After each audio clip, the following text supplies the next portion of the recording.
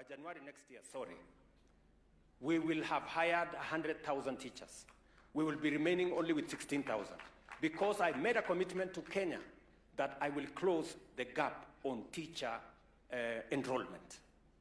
And number three, we changed, on recommendation of the task force, the funding model. Today I've had an engagement with Vice Chancellor here. And Vice Chancellor confirms to me that the new student-centered model is working for him. He can pay his staff, he can pay his bills or his suppliers, and he can run courses in the university, unlike the difficulties we had under the old under the old model. So I wanted to sort out education. Why? Because unless we sort out education, we will not be able to sufficiently empower young people and our human capital to be able to deliver for Kenya. So that's number one.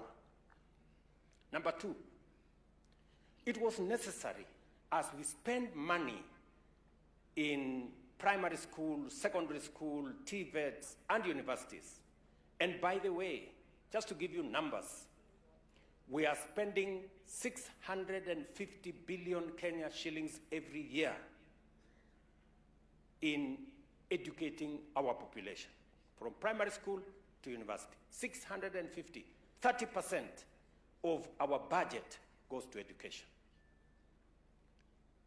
I took up the responsibility and said, it is not right for us to spend 30% of our resources, 650 billion every year, to educate our children, yet we don't have a plan on what happens when they finish school. The same way we have a plan on making sure all our children go to school, we should also have a plan on what they do when they come out of school.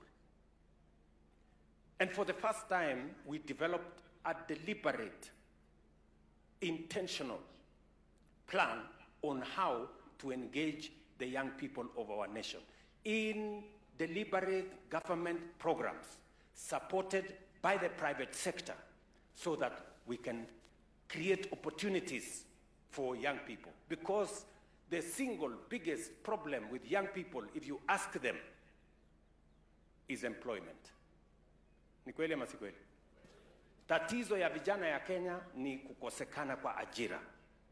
Na sababu hiyo ndio tukasema lazima tuwe na mpango makususi ama mahasusi ama mpango makusudi. You know? Deliberate. Kwa Kiswahili nasema makusudi. You know? Intentional. Mpango makusudi.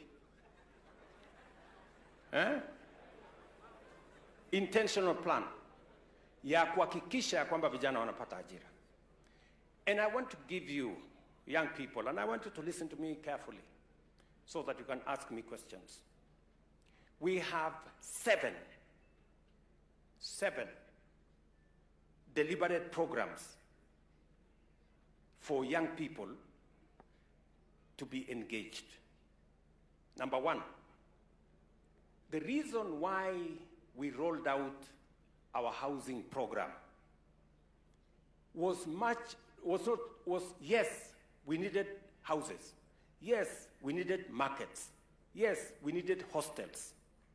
And we are building 160 housing units with a pipeline of 700,000. We are building 400 markets across Kenya, and we are building hostels for 170,000 students, including hostels in this Masinde Muliro, which we will start next month. I have discussed with the Vice Chancellor here. We will be doing the first 1,200 a hostel block here in Kakamega beginning next month. We have agreed with the Vice Chancellor. And we are doing it in many TVET institutions across Kenya. But the most important part of that program is the jobs that program creates. So the program of housing is more about creating jobs than doing the rest of the things that it is going to do. And let me give you the numbers. Today, as I talk to you, you heard in my statement, we have 320,000 young people working in the housing program. We're going to scale it up to 640,000 in another 2 months. And our target is to have 1 million jobs, 1 million young people every year working in our housing program. We have already advertised for 4,000 skilled professionals from universities and from TVETs who will supervise that program. We will scale it up to 10,000 by January so that they can supervise the work that we are doing in that space. So it is about jobs. It is about charging our economy. The whole construction industry will create additional jobs. The whole supply chain of cement, steel, Juakali sector, producing doors, hinges, windows, and everything else they are producing. So it's about jobs. We have never had a deliberate plan to create jobs in Kenya because we didn't gather the courage to implement housing. Now we have. It's going on. Number two, we have deliberately realigned and reorganized what we call labor mobility. That space had many crooked people.